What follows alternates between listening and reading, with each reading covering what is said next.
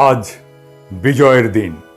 এই ঐতিহাসিক মুহূর্তে আমি পরম শ্রদ্ধাভরে স্মরণ করছি আমাদের শত শত শহীদদের, যাদের রক্তে রাঙানো পথ ধরে এসেছে আমাদের প্রিয় মাতৃভূমি বাংলাদেশের দ্বিতীয় স্বাধীনতা।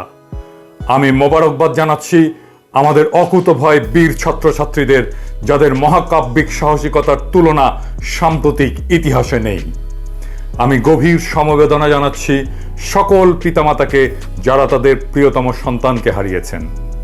আমি স্মরণ করছি 5ই মের যে সমস্ত নিষ্পাপ নিরপরাধ মাদ্রাসার ছাত্র শিক্ষক, যারা বিতাড়িত গণখুনি হাসিনা এবং তার হিংস্র বাহিনীর হাতে শহীদ হয়েছিলেন।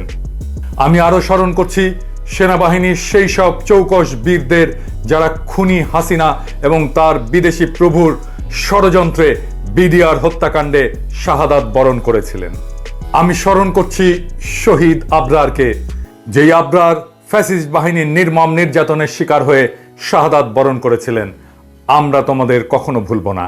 আমাদের এই বিজয় একান্তই বাংলাদেশের আপামর জনগণের বিজয়।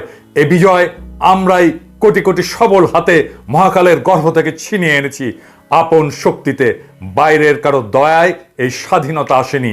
তাই আমাদেরকে আর কেউ কোনোদিন বলতে সাহস করবে না যে তারা আমাদের স্বাধীনতা এনে দিয়েছে। আজ আমরা এক ক্রান্তিকাল পার হচ্ছি। এই সময় আমাদের সঠিক সিদ্ধান্ত নিতে হবে আমাদের কাঙ্ক্ষিত রাষ্ট্র নির্মাণের, যেই রাষ্ট্র আমাদের জনগণের আশা আকাঙ্ক্ষা সম্পূর্ণভাবে প্রতিফলিত করবে। যেই রাষ্ট্র হবে মুসলমান, হিন্দু, বৌদ্ধ, খ্রিস্টান, পাহাড়ি, সমতলবাসী, দরিদ্র, ধনী, শ্রমিক, কৃষক, নারী, পুরুষ সকলের রাষ্ট্র। আমরা যদি সঠিক সিদ্ধান্ত না নিতে পারি, তাহলে এই ঐতিহাসিক সুযোগ, এই ঐতিহাসিক মুহূর্ত, যা শতাব্দীতে একবার আসে, তা আমরা হারাবো। মনে রাখবেন, হাসিনা গেছে, কিন্তু হাসিনার প্রশাসন পুরোটাই ইনট্যাক্ট আছে। হাসিনা পালিয়েছে, হাসিনার গুন্ডা বাহিনী পালায় নাই। ইন্ডিয়া তার স্বার্থের পক্ষে যে এস্টাবলিশমেন্ট তৈরি করেছিল তা অবিকৃত আছে। এই চুপ্পু হাসিনার পদলেহী, সে হাসিনাকে 2 বার সালাম করত পায়ে হাত দিয়ে। এই ওয়াকার হাসিনার আত্মীয়। ওয়াকার সাহেব বলে আমার উপরে বিশ্বাস রাখেন। বিশ্বাস কিভাবে রাখবো ওয়াকার সাহেব? খুনি জিয়াউল আহসান কিভাবে সেনাবাহিনীর উর্দি পড়ে এখনো? নিশাত কিভাবে বসে থাকে? ব্রিগেডিয়ার ইমরান কিভাবে থাকে সেনাবাহিনীর উর্দি পরে? মেজর নোমান কিভাবে থাকে, যাদের হাতে আমার ভাইয়ের রক্ত লেগে আছে? হাসিনার পুলিশ লীগের সবগুলো পলাইছে, ওরা অস্ত্র নিয়েই পালাইছে। ছাত্রলীগ যুবলীগের অস্ত্র কোথায়? সেগুলো আছে, এবং সেইগুলোই এই নৈরাজ্য সৃষ্টিতে কাজে লাগছে।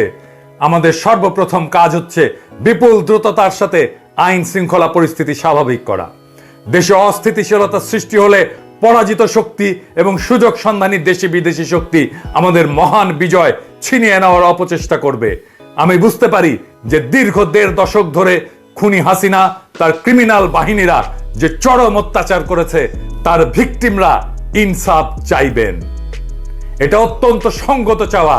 আমি নিজেও একজন ভিকটিম, কিন্তু এই ইনসাফ আসতে হবে আইনের পথ ধরে, নিয়মতান্ত্রিক ভাবে।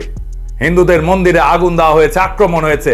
আমি আহ্বান জানিয়েছিলাম মাদ্রাসা ছাত্র আমার ক্ষুদ্র ভ্রাতাদের মন্দির পাহারা দিতে। মাদ্রাসা ছাত্ররা শুধু না, শিবিরের ছেলেরা হিন্দু মন্দির পাহারা দিয়েছে।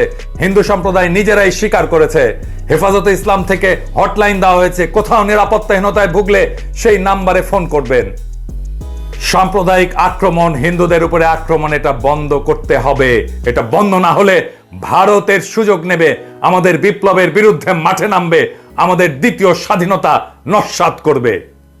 সুতরাং আমাদের এই যুদ্ধে বিজয়ী ছাত্রদেরকে দায়িত্ব নিতে হবে তৃণমূল পর্যন্ত শান্তি শৃঙ্খলা সাম্প্রদায়িক সম্প্রীতি রক্ষা করার জন্য কমিটি গঠন করা এবং পরাজিত অশুভ শক্তির বিরুদ্ধে ষড়যন্ত্রকে রুখে দেওয়ার। পরবর্তী 72 ঘন্টা ছাত্র সমাজ রাস্তায় থাকেন, থানাতে থানাতে অবস্থান নেন, পুলিশকে এসে কাজ শুরু করতে বলেন। আপনাদের নেতৃত্বে তারা কাজ করবে। আপনারা জানেন কিভাবে আইন শৃঙ্খলা রক্ষা করতে হয়। আপনারা মনে রাখবেন, শত্রুকে পরাজিত করা বিজয়ের প্রথম ধাপ।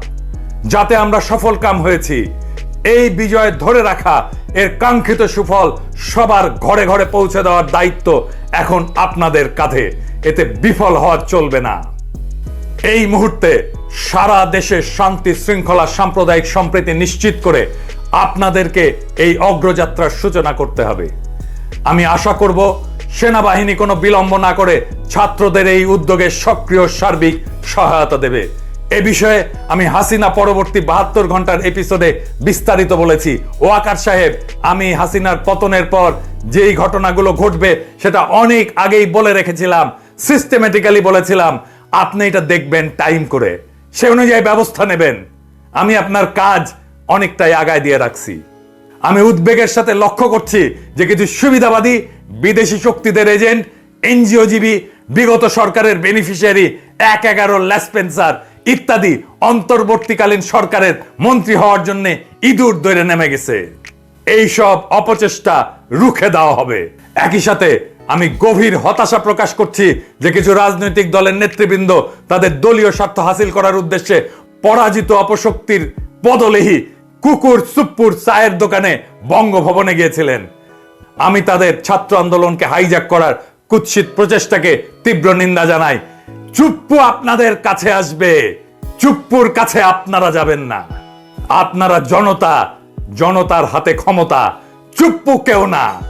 আমি মনে করি অন্তর্বর্তীকালীন সরকারের রূপরেখা এবং তার গঠনের একমাত্র হকদার হচ্ছে আন্দোলনকারী ছাত্র জনতা। তাদের পক্ষে তাদের সমন্বয়কগণ এবং সেই সাথে শহীদ পরিবারের সদস্যগণ এই কাজের হকদার। আমি সমন্বয়কদের আহ্বান জানাবো, যথাশীঘ্রই আপনারা শহীদ পরিবারের সদস্যদের সাথে ডায়ালগে বসে অন্তর্বর্তীকালীন সরকারের রূপরেখা এবং এর গঠন সম্পর্কে আপনাদের মতামত চূড়ান্ত করবেন। আপনাদের সুপারিশই হবে পরবর্তী অন্তর্বর্তীকালীন সরকার গঠনের একমাত্র ভিত্তি। আমরা জানতে পেরেছি কোন কোন স্বার্থান্বেষী মহল, কুচক্রী মহল সমন্বয়কদের নাকি চাপ দিচ্ছে অতি অল্প সময়ের মধ্যে অন্তর্বর্তীকালীন সরকারের বিষয়ে আপনাদের মতামত জানাতে। এরা আপনাদেরকে সুচিন্তিত মতামত প্রণয়নের সুযোগ দিতে চায় না, আপনাদের মধ্যে বিভেদ সৃষ্টি করতে চায়। আপনারা কোনো অবস্থাতেই এই সকল অশুভ চাপকে আমলে নেবেন না এবং এই ধরনের প্রচেষ্টার বিষয়ে সদা সতর্ক থাকবেন। মোদি বাংলাদেশ পরিস্থিতি নিয়ে জরুরি বৈঠক করে, ওরা বসে নাই, আমাদের শত্রুরা বসে নাই। আমি সেনা প্রধানকে আহ্বান করব ছাত্র নেতৃবৃন্দের নেতৃত্বে এই প্রক্রিয়াকে পাশ কাটিয়ে অন্তর্বর্তীকালীন সরকার গঠন করার কোন প্রচেষ্টা করবেন না বা যুক্ত হবেন না। এই প্রচেষ্টা সফল হবে না, সফল করতে দেওয়া হবে না। তাদের উপরে চাপ সৃষ্টি করার অপচেষ্টায় যুক্ত হবেন না। আপনাদের এই সব কাজ করার কোনো নৈতিক অধিকার নাই, আর আমরা মাঠ ছাড়ি নাই। বরং আপনি আপনার কাজ করেন, বন্দী ছাত্রদের, সকল রাজনৈতিক বন্দীদের মুক্তি দেওয়ার ব্যবস্থা নেন, বিশ্ববিদ্যালয়গুলো খুলে দেন, শিক্ষা প্রতিষ্ঠান খুলে দেন, যাতে অতি দ্রুত আন্দোলনের সমন্বয়করা অন্তর্বর্তীকালীন সরকার গঠনের ডায়ালগ শুরু করতে পারেন। আপনার নিজের বাহিনীর খুনিদের উর্দি খুলে নেন, আয়না ঘরের বন্দীদের মুক্ত করে দেন। এতে কোনো ধরনের বিলম্ব মেনে নেওয়া হবে না। কোন ধরনের বিদেশি এজেন্ট, পরাজিত শক্তির 1/11 বেনিফিশিয়ারি, এনজিওজীবী, সুযোগ সন্ধানী পরগাছা ইত্যাদিরা এই সরকারে কোনোভাবে স্থান পাবে না। কেউ যদি এই সরকারের মধু খাইতে আসেন, পাছার চামড়া তুলে দেওয়া হবে। সেই সাথে এই ধরনের সরকার পরিচালনায় পরীক্ষিত অভিজ্ঞতা আছে এমন দেশপ্রেমিক ব্যক্তিদের দেশ বিদেশ থেকে খুঁজে এনে এই সরকারে স্থান দিতে হবে। আমি আগেই বলেছি, খুনি হাসিনার পতন এবং পলায়নের সাথে সাথেই দেশের সংবিধানের মৃত্যু হয়েছে।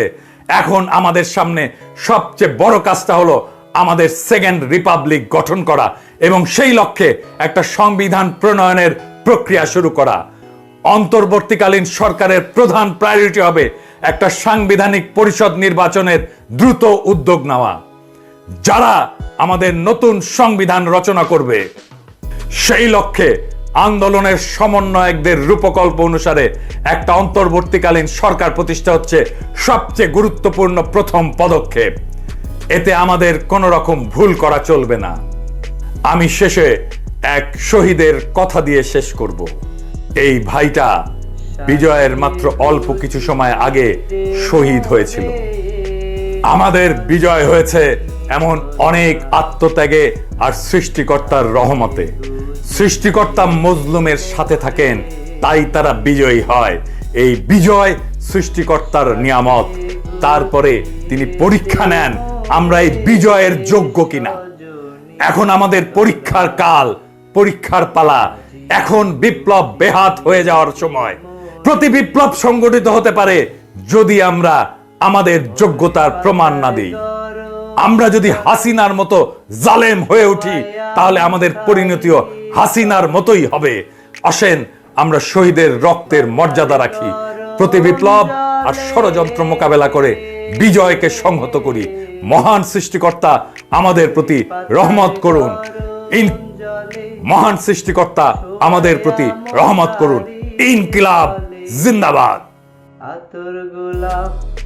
আতর গোলাপ চন্দন মেখে দে সজনী তোরা, সাজিয়ে গুজিয়ে দে মোরে, সাজিয়ে গুজিয়ে দে মোরে সজনী তোরা, সাজিয়ে গুজিয়ে দে মোরে।